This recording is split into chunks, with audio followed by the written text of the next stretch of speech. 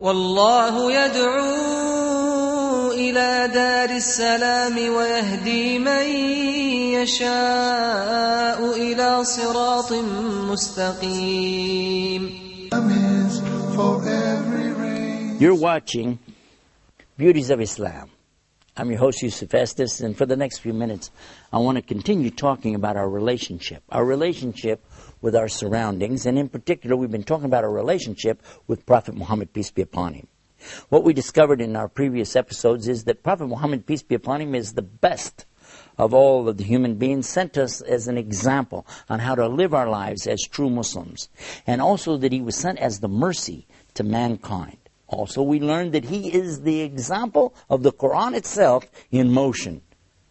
All of these things, but at the same time, we learned that we don't eulogize him and make him to be something he's not. He even asked us not to celebrate him as the Christians had over-celebrated Jesus. And they raised Jesus, peace be upon him, to a status, in some cases calling him a son of God. In other cases calling him a partner with God in a Trinity, and in some cases even saying he was God himself. And these are the kinds of statements that are totally rejected by the Muslims. Although, by the way, we believe Prophet Muhammad, peace be upon him, and we believe the Quran. We believe that Jesus is the Messiah. He is the Christ. He is the Logos, which is the Koine Greek, which means word. He is the Word that became flesh. We know that. We have no doubt about it. But at the same time, we don't say he's God. And this is exactly what we're telling the Muslims. Don't do this to Prophet Muhammad, peace be upon him. Because you've got some extremists out here saying things about Prophet Muhammad, peace be upon him. May Allah guide all of us. It's too much. Some people want to celebrate his birthday. And in fact, I don't know if they know this or not, it's never been guaranteed exactly what day is his birthday. So why do that? Why not listen to what he told you? And instead of going out and inventing something that he didn't ever authorize, we could do something even better. And what could that be? Why don't we consider some of the teachings of Muhammad? Look to his hadith. I would share with you that there are some excellent books that you could read. Whether you read Arabic or English, there's a lovely collection called Riyadh as-Salihin. Means the gardens of the pious. Oh, I read this, I enjoy it so much. There's a shorter book by the same author, and this is Imam al-Nawawi. It's called Al-Arba'in, and this means the 40 hadith. Now, when you get a chance, you read this, you'll be surprised. There's only like 40 hadith here. But you'll see things in there and you'll think, wow, look at this, is so amazing. A beautiful teaching here, teaching me how to respond to people, how to have the relationship that I should have with others. Just like I was telling you about. Let me give you an example. Somebody asked the Prophet Muhammad, peace be upon him, what should I do that would make Allah love me and make the people love me? Well, according to one of the hadith we find in Al-Arba'in, it is to do what? It is to loosen up and do what? And it says here to just don't go after the dunya. Don't seek after the material things. Give that up for Allah.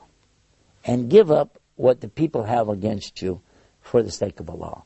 In other words, make Allah your object in this life. And don't be coming around here and looking for all the material things.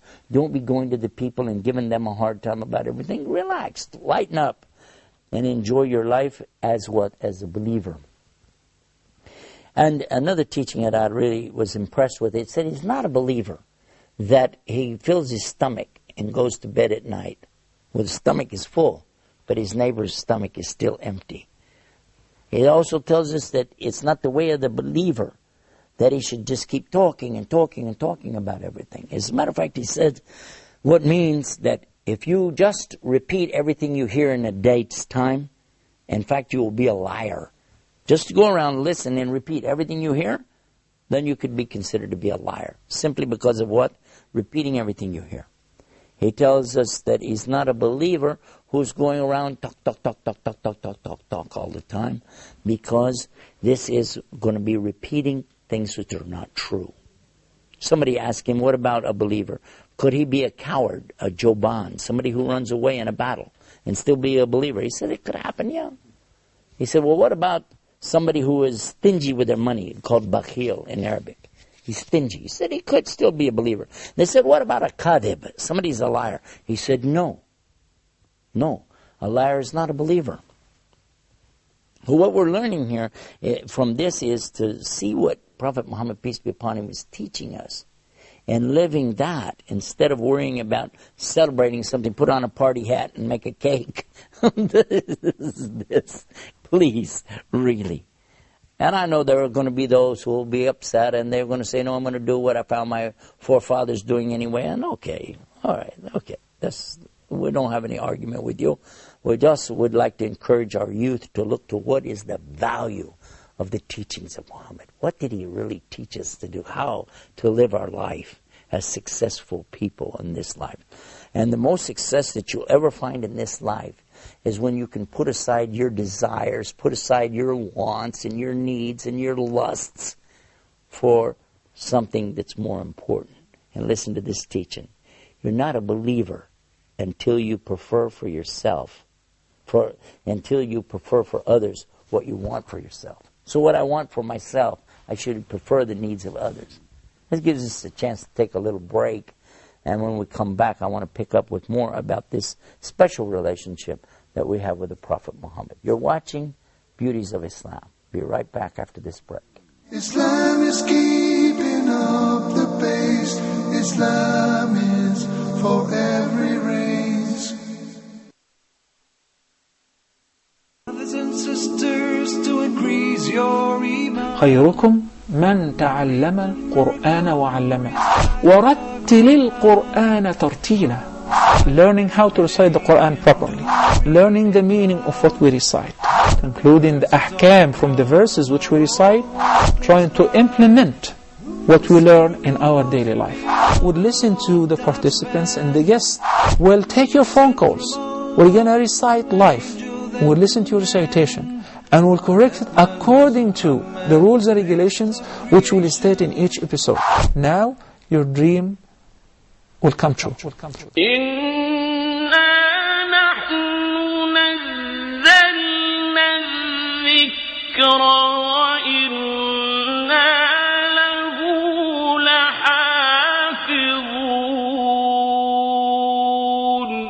Islam is keeping up the pace.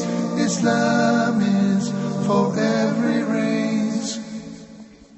We're back and you're watching Beauties of Islam, and I've been talking about something a little bit tough on some of the Muslims I know when we talk about our relationship to Muhammad, peace be upon him. All of us, we love Muhammad so much. One of our programs, we talked about that we always say, Sallallahu Alaihi Wasallam, peace be upon him, after his name, and that's important. We also thank Allah so much for sending our Prophet Muhammad to us.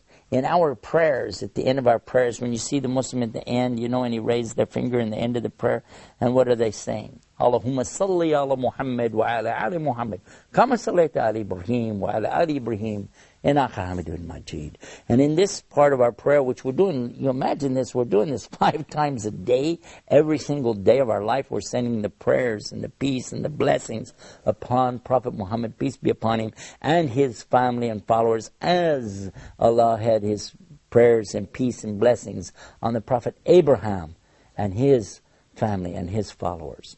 Now, I don't know if you've thought about the ramifications behind this. This is something really big. When you're talking about these kind of blessings for all of the companions and all of the family of Muhammad, and then those who follow him, this is something very beautiful. But at the same time, we're saying, as you blessed and put the peace and blessings upon who? The Prophet Abraham and all of his family. And who are the family of Abraham?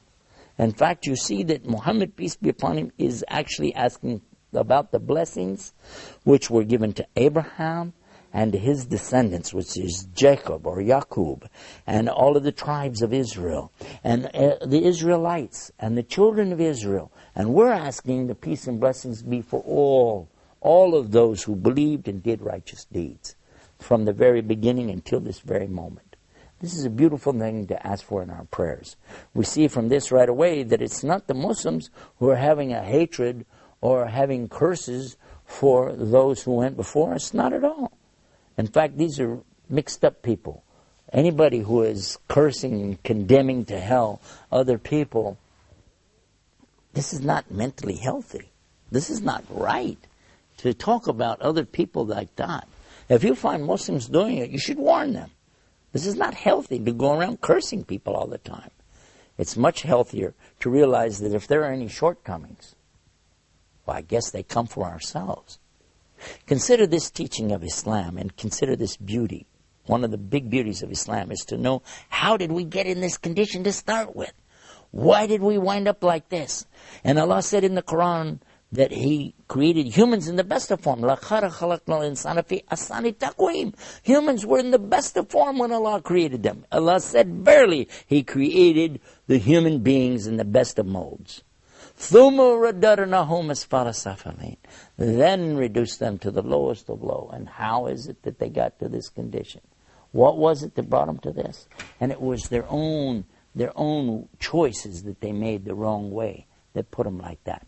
And this is what Allah tells us in the Quran, that He doesn't change a condition of the people until the people change themselves.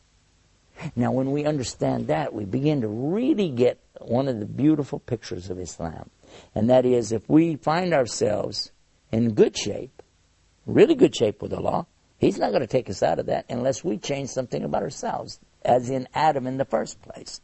But also, if we find ourselves in a bad condition, He's not going to pull us out of that until we change ourselves.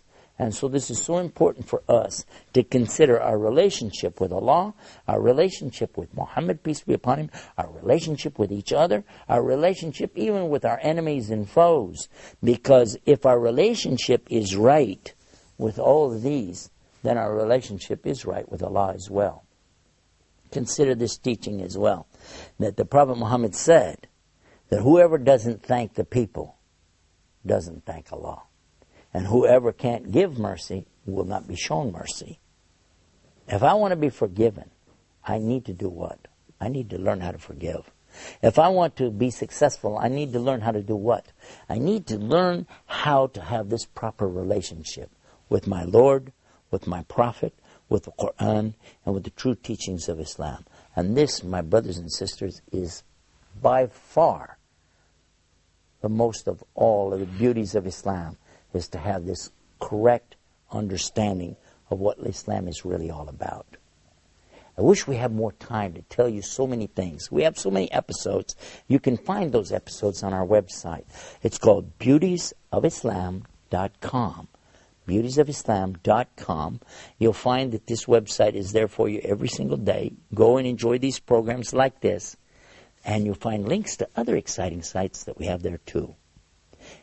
Until next time, this is Yusuf Estes asking Allah Almighty to give you the peace of the beauties of Islam. Wassalamu alaikum wa rahmatullah. Islam is peace, Islam is ease.